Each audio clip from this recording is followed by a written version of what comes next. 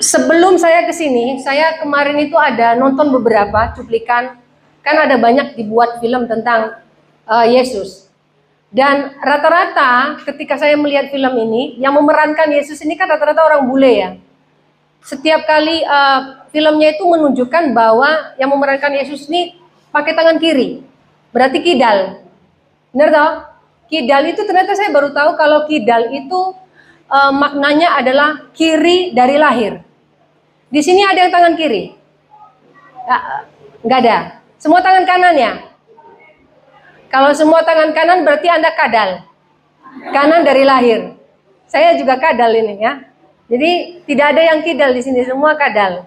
Karena rata-rata yang kidal itu bule. Tema kita Allah hadir untuk menyelamatkan keluarga. Nah, karena ini Natal, saya dikasihkan pesan oleh Bapak Gembala bahwa tidak boleh lama-lama khotbahnya. Saya hanya dikasih waktu 2 jam 50 menit. Jadi siap-siap saja ya, itu sebentar kok ya. Saya rasa 2 jam 30 menit Tuhan Yesus datang sebentar lagi ya. Nah, ayat yang diberikan adalah Matius 1 ayat 21 sampai 24. Itu ada dalam perjanjian lama. Ya. Alkitab Anda masih sama kan? Ya, Matius ada di perjanjian udah ganti, dulu lama loh. Enggak ya? Ya, kita baca dulu ya di dalam Matius, tapi tidak semua, satu-satu dulu. Saya akan baca ayat yang pertama yang mengatakan seperti ini. Ia akan melahirkan anak laki-laki dan engkau akan menamakan dia Yesus, karena dialah yang akan menyelamatkan umatnya dari dosa manusia. Hal itu terjadi supaya genaplah yang difirmankan Tuhan oleh Nabi. Yesus ini nama orang Yahudi. Jadi berasal dari kata Yosua. Jadi di sini ada yang kasih nama anaknya Yosua. Anda harus memahami dulu apa yang disebut dengan Yosua. Yosua itu artinya Tuhan menyelamatkan. Jadi kalau diberikan nama Yesus itu artinya Allah menyelamatkan. Nah, menyelamatkan itu apa? Dikatakan tadi di ayat ini bahwa menyelamatkan dari dosa. Waktu dijanjikannya Mesias kepada orang Israel, mereka berpikir bahwa mereka akan dilepaskan dari penjajahan Roma. Tetapi mereka tidak memahami bahwa apa yang disampaikan oleh malaikat pada saat itu adalah menyelamatkan dari dosa. Kalau temanya Allah hadir untuk keluarga, hari ini Anda percaya Tuhan, Anda berpikir bahwa ketika Tuhan hadir dalam keluarga Anda, masalah Anda selesai. Ibu-ibu, ingat kalau belanja kurang-kurang aja, tidak akan selesai. Tuhan datang bukan untuk menyelesaikan masalah Anda, tapi Tuhan datang untuk memberi Anda kekuatan. Hari ini yang punya masalah dengan istrinya angkat tangan. Mumpung ada polisi di sini biar ditangkap suaminya maksudnya. Ada nggak? Nggak ada yang mau ngaku. Nanti ngaku di depannya, biar dikonselingi maksudnya. Kalau Anda punya masalah di dalam keluarga, Kristus hadir bukan untuk menyelesaikan masalah itu, tapi untuk menguatkan Anda, memberikan Anda kekuatan untuk menjalani hal itu. Selama kita hidup di dunia ini, masalah tidak akan pernah selesai. Ayat ini dikatakan tadi, menyelamatkan umatnya dari dosa mereka. Dosa, jangan terlalu ekstrim mengatakan bahwa dosa itu membunuh, mencuri. Sekarang aja coba dilihat kiri kanannya. Kalau dalam hati Anda saja melihat dia, Anda bilang, julidnya minta ampun, Anda sudah berdosa. Coba, yang senyum. Kalau giginya nggak ada, terus Anda bilang, mana giginya? Anda berdosa. Kenapa? Dia diciptakan Allah sempurna. Kalau dia nggak punya gigi, kan suka-suka giginya. Jadi dosa jangan mikir soal membunuh ya. Dosa jangan berpikir soal mencuri. Tetapi Anda menghina orang lain saja karena fisiknya. Anda merendahkan orang lain saja, itu sudah jadi dosa. Kita kembali pada poin yang pertama tadi, dikatakan bahwa dia menyelamatkan umatnya dari dosa. Jadi hari ini kalau merayakan Natal, jangan hanya sekedar menyatakan bahwa Anda merayakan Natal karena Anda Kristen. Banyak orang Kristen tapi tidak banyak orang percaya. Karena Kristen hanya menjadi agama. Orang yang punya agama tahu berbuat baik, apalagi orang yang mengenal Tuhannya. Hari ini kalau Anda mengatakan bahwa ada Kristus dalam hidup Anda tahu bahwa masalah Anda tidak selesai, tetapi Tuhan memberikan Anda kekuatan untuk menjalaninya. Dan saya percaya di dalam Tuhan selalu ada solusi. Karena ini bicara keluarga, suami istri yang sering berantem, Ya, masalah Anda tidak akan selesai dengan bercerai, apalagi bilang ke Tuhan, Tuhan, saya mau tukar tambah. Tolong kasih yang lebih langsing. Buat yang bapak-bapak, buat yang ibu-ibu, Tuhan, tolong yang dompetnya lebih tebel. Tuhan bilang ada, tapi tebel apa? Buku utang semua, kertas. Karena doanya berpikir apa yang Anda inginkan, itu adalah hal yang membuat Anda bahagia. Tidak semua apa yang kita inginkan menjamin kebahagiaan. Tetapi kembali lagi, ketika Kristus datang untuk keluarga, dia datang bukan menyelesaikan masalah Anda, tetapi dia menyertai Anda untuk melalui masalah itu dan menyelesaikannya bersama-sama dengan Tuhan. Jadi jangan berpikir seperti orang Israel di masa lalu. Mereka berpikir bahwa kehadiran Kristus Mesias yang dijanjikan supaya mereka terlepas dari Roma. Tidak ya. Jadi itu yang poin pertama. Menyelamatkan dari dosa berarti bukan membebaskan dari Roma. Yesus menyelamatkan keluargamu berarti bukan menghapus masalahmu. Kalau Anda mau masalah Anda dihapuskan, tolong angkat tangan dulu yang mau masalahnya dihapuskan. Nggak ada yang mau, Pak. Oh, berarti hebat. Karena kalau mau dihapuskan, saya doakan innalillahi wa inna ilaihi. Selesai masalah Anda. Karena kenapa? Tidak lagi hidup di dunia ini. Orang yang sudah mati tidak punya masalah. Tapi selama Anda hidup, Anda punya masalah. Kalau Kristus datang dalam keluarga, berarti Kristus datang bersama-sama melalui hal ini bersama-sama dengan Anda. Kita akan melihat ini nanti di ayat yang keduanya. Kenapa merayakan Natal ini bukan sekedar, maaf loh ya, tidak ada catatan history yang mengatakan Yesus itu lahir tanggal 25. Kalau saya ceritakan nanti panjang, tetapi ini sebuah perayaan mengingat bahwa Yesus sudah datang dalam hidup kita. Ini yang orang Kristen percaya.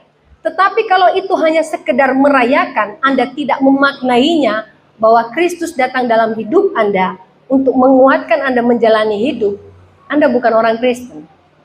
Anda hanya orang beragama, tetapi Anda tidak dekat dengan Tuhan. Jadi ada beberapa orang berpikir gini, ketika dia percaya Kristus, kan Kristus datang dalam hidupnya, masalahnya selesai. Di sini ada orang yang komplain, nggak, Tuhan sejak saya kenal Tuhan, kenapa kolesterol saya naik? Kenapa asam urat saya naik? Kenapa gula darah saya naik? Tuhan bilang, woi, siapa suruh makan banyak? Yang dimakan jeroan semua. Ada satu orang pernah konseling bilang begini, Bu, saya dekat dengan Tuhan, tiba-tiba gula darah saya naik, tapi saya suka makan donat. Boleh tidak saya makan donat ini, saya berdoa supaya gula darah saya tidak naik? Saya bilang boleh. Boleh nggak makan donatnya? Boleh, tengahnya saja tapi. Jangan makan donatnya, tengah donatnya boleh. Lah, udah tahu gula darahnya naik, kemudian dia berkata bahwa ketika mengikut Tuhan gula darahnya naik. Bukan karena Tuhan gula darahnya naik, siapa suruh mau tidur makan donat. Semua yang manis, manis. Jadi kehadiran Kristus dalam hidup kita bukan menyembuhkan penyakit Anda yang Anda ciptakan sendiri. Tapi Kristus datang dalam hidup kita, dalam keluarga kita, untuk memberikan kepada kita kekuatan menjalani hidup kita setiap hari. Baik Anda menjadi suami, baik Anda menjadi istri, baik Anda menjadi anak, baik Anda menjadi orang tua, murid. Tapi saya tidak memasukkan buat Anda yang baik Anda pelakor, jangan ya, itu dosa ya. Tidak, hanya untuk suami dan istri, anak ya. Ini baru disebut dengan keluarga. Keluarga bukan juga untuk rumah yang ada bapak ibunya. Keluarga termasuk komunitas. Kampung ini, kampung sawahan ya Pak, ini keluarga. Ini tidak bicara agama ya, ini keluarga Anda. Kenapa? Kalau ada apa-apa, Anda kan harus saling tolong-menolong, membantu. Gereja ini juga keluarga Anda. Jadi Kristus datang untuk keluarga, artinya supaya kita bisa hidup rukun, kita bisa saling mengasihi.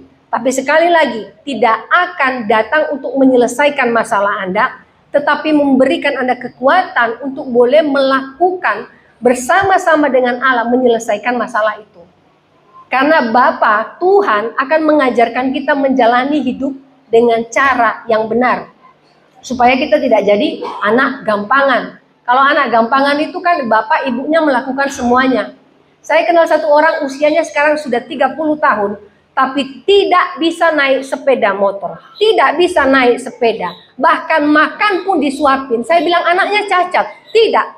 Tapi karena orang tuanya biasa menyediakan semua, mengantar, sehingga dia tidak bisa apa-apa. Nah yang kedua, ayat ini tadi di dalam Matius mengatakan, sesungguhnya anak darah itu akan mengandung dan melahirkan seorang anak laki-laki, dan mereka akan menamakan dia Immanuel. Immanuel itu berasal dari kata Immanuel. Immanuel itu beserta kita, El itu Allah. Jadi semua yang ada El itu artinya Allah. Di sini ada yang namanya pakai L? Ada. Tapi bukan kadal tadi ya, bukan. Ada L maksudnya, El itu artinya Allah. Berhati-hati ketika Anda pakai nama ini, entah El Shaddai kah, El Roy kah. Artinya Anda merepresentasikan ada Kristus, ada Allah dalam hidup Anda. Orang yang punya Allah hidupnya benar. Ya, jadi jangan juga Anda mengatakan Anda kenal Tuhan tapi hidup Anda seperti orang tidak bertuhan. Jadi di sini kalau kita lihat Immanuel itu sudah dinubuatkan sebelumnya di Perjanjian Lama di dalam Yesaya 7 ayat 14. Saya baca ya. Yesaya 7 ayat 14. Sebab itu Tuhan sendirilah yang akan memberikan kepadamu suatu pertanda. Sesungguhnya seorang perempuan muda mengandung dan akan melahirkan seorang anak laki-laki, dan ia akan menamakan dia Immanuel. Allah menyertai kita. Hari ini kalau Anda mengingat atau merayakan Natal, ingat satu hal. Anda sedang merayakan bagaimana Tuhan menyertai hidup Anda. Hari ini Anda boleh ada itu karena Tuhan, bukan karena Anda hebat. Hari ini Anda boleh sehat itu karena Tuhan. Hari ini Anda sakit tapi tidak mati itu pun karena Tuhan. Banyak orang berpikir, oh Tuhan gak ada, kenapa saya sakit? Saya katakan terkadang sakit itu ada supaya Anda boleh dekat kepada Tuhan. Orang kalau nggak sakit jarang berdoa, kalau udah sakit sering berdoa. Kalau sehat, ya doanya hanya pas hari raya saja, pas Natal misalnya. Tapi kalau sudah sakit, bangun tidur, ya Tuhan sembuhkan. Mau minum air, ya Tuhan, pokoknya doa terus. Jadi terkadang penyakit itu Tuhan luaskan terjadi bukan karena Tuhan jahat ya, supaya kita berkomunikasi dengan Tuhan. Immanuel, Allah menyertai kita. Jadi kalau dikatakan Immanuel, Allah menghapus jarak antara dia dan manusia. Artinya transendensi berubah menjadi imanensi. Gini, ketika bicara ia menjadi manusia, ia merasakan apa yang Anda rasakan. Jadi hari ini buat setiap orang yang komplain, Tuhan masalahku seperti ini, sakitnya tuh di sini, dia. Tuhan merasakan rasa sakit yang Anda rasakan. Kenapa? Karena dia dekat dengan Anda. Anda sakit hati, Tuhan merasakan itu. Anda kecewa, Tuhan merasakan itu. Anda sakit secara fisik, Tuhan merasakan itu. Kenapa? Karena dia dekat dengan Anda. Jadi hari ini kalau sakit, jangan komplain. Tuhan pun ada dalam hidup Anda merasakan. Makanya dikatakan Tuhan hadir dalam hidup kita, dalam keluarga kita, agar kita bisa menjalani proses apapun itu. Sakit penyakit, kita bisa menjalaninya bersama dengan Tuhan. Jadi Tuhan ini yang ada namanya empati. Jadi empati itu adalah rasa belas kasihan. Tapi belas kasihan Allah itu radikal. Radikal ini seperti gini. Tidak ada batas lagi rasa kasih Allah kepada kita. Kalau hari ini Anda bisa beruban, berarti usia Anda panjang. Ada bonus setiap tahunnya. Jadi berbahagialah buat orang yang semakin tua, karena Anda dikasih kesempatan kepada Tuhan, oleh Tuhan, untuk punya bonus menikmati hari demi hari. Bersyukur, jangan bilang Tuhan kok makin tua saya keriput. Lah maunya apa kalau Tuhan ada keriput? Tua ya tua aja, bersyukur, yang penting sehat. Ada yang bilang Tuhan umurku sudah begini kok masih jomblo. Tenang, tahu kenapa? Anda menikah belum tentu Anda bahagia. Kenapa? Anda takutnya nanti Anda ketemu mertua yang horor gitu kan. Jadi jangan nanti dia ketemu mertua yang horor. Di sini kan tidak ada mertua yang horor kan, semua baik kan? Baik, semua nggak ada yang horor di sini ya. Kalau ada pun simpan untuk Anda sendiri ya. Puji Tuhan. Nah, jadi Tuhan itu berempati kepada keluarga. Perenungan kita yang pertama tadi adalah apa?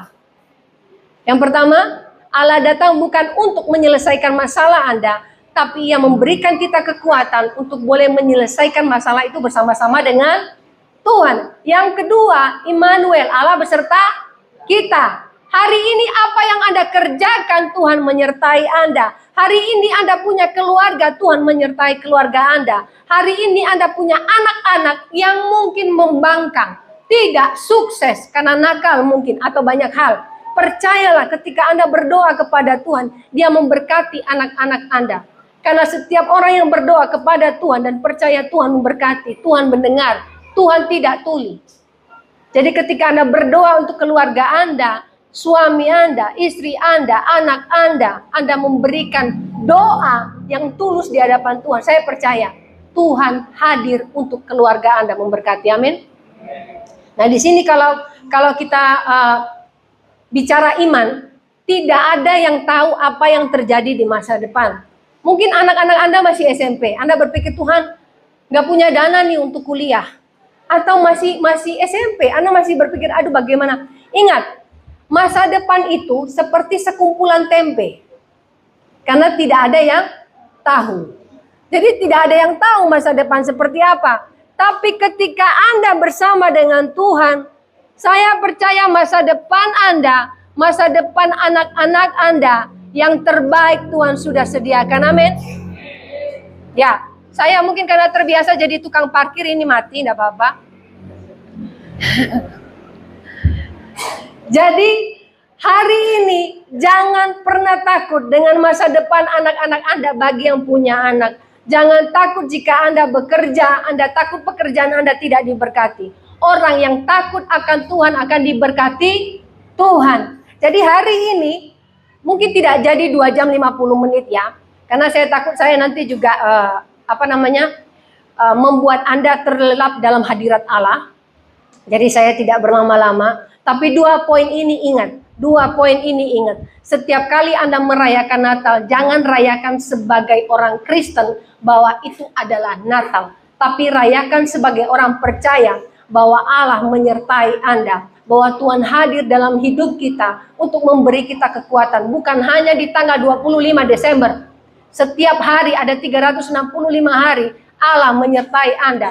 Allah memberkati keluarga Anda. Allah memberkati anak-anak Anda. Allah memberkati rumah di mana Anda tinggal. Karena dimanapun Anda tinggal, Anda berdoa di dalam rumah itu, berkat Allah melimpah. Jadi mulai hari ini, rayakan Natal setiap hari. Karena Natal bicara bagaimana Tuhan Immanuel menyertai hidup kita. Bagaimana Tuhan hadir begitu dekat dengan kita, tidak ada jarak. Sehingga Ia terlibat dalam setiap kehidupan kita. Tapi satu hal ingat, Tuhan tidak terlibat berbuat dosa bersama dengan kita. Karena dosa itu urusan Anda sendiri. Jadi keterlibatan Tuhan adalah ketika kita ada masalah, libatkan Tuhan. Ia bekerja di dalamnya. Jadi dari sini kita bisa melihat, kemudian saya baca yang terakhir ya.